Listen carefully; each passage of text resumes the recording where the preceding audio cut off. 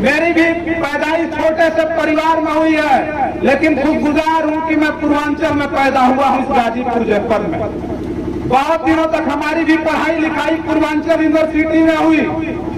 कुछ दिनों तक हम भी सक्रिय राजनीति में रह करके हमने देखा कि इस देश के राजनीति करने वाले लोगों की स्थिति क्या है। उसके बाद हमने पत्रकारिता के क्षेत्र में अपना करियर बनाने के लिए जान और पहचान के बीच के दौर से गुजर रहा हूँ। आज मैं उस हैसियत से बोल रहा हूँ कि डॉक्टर अंबेडकर ने जो कुछ हमको दिया है, केवल वो लिखना जानते थे, तब उन्होंने हमारे समाज और हमारे देश के लोगों को लिखा कि एक महिला, एक लड़की अपने बचपन में अपने पिता के अधीन होगी, एक महिला युवा अवस्था में अपने पति के अधीन होगी, एक महिला वृद्धावस्था में अपने पुत्र के अधीन होगी। जब उनको लिखना था तो उन्होंने लिखा कि एक शूद्र के कान में अगर वेद और पुराणों का श्लोक अगर सुनाई दे तो उसके कान में शीशा पिघला करके डाल करके खत्म कर देने की आवश्यकता है। जब उनको लिखने की जरूरत थी तो उन्होंने हमारे लिए लिखा कि हमारे घर हम शूद्रों को, हम और देश की महिलाओं को संपत्ति को रखने का अधिकार नहीं था, पढ़ने का अधिकार नहीं होगा। लेकिन जब हमें पढ़ने और लिखने का, जब हमारे पूर्वजों को लिखने की आवश्यकता पड़ी, डॉक्टर अंबेडकर ने जब लिखा तो पूरे देश की महिलाओं के साथ साथ पूरे देश के लोगों को पूरा समान अधिकार दिया था। बताइए ना कि अंबेडकर से बड़ा कौन है।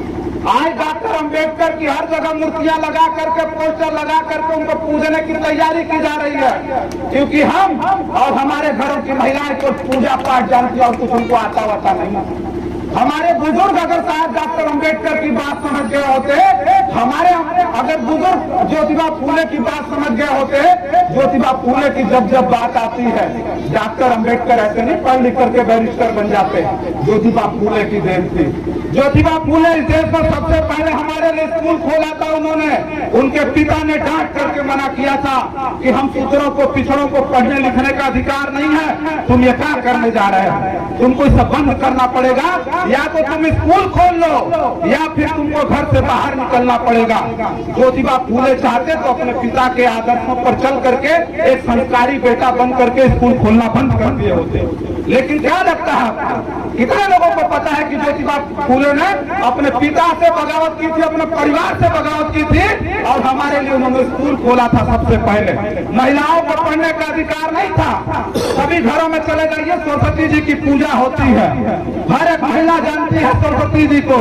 इस देश में महिलाओं को पढ़ने का अधिकार नहीं था। ज्योतिबा फूले ने सबसे पहले अपनी पत्नी सावित्री बाई फूले को शिक्षा दी, पढ़ाया और सबसे पहले भेजा उनको कि जाओ और जाकर के घर घर में महिलाओं को शिक्षित करो। कितनी महिलाएं जानती हैं? कोई नहीं जानता है। देश, मुझे शर्म आती है कि देश आज 21वीं सदी में घूम रहा है। 21वीं सदी में हम जी रहे हैं, लेकिन हम सावित्री बाई फूले को नहीं जानते।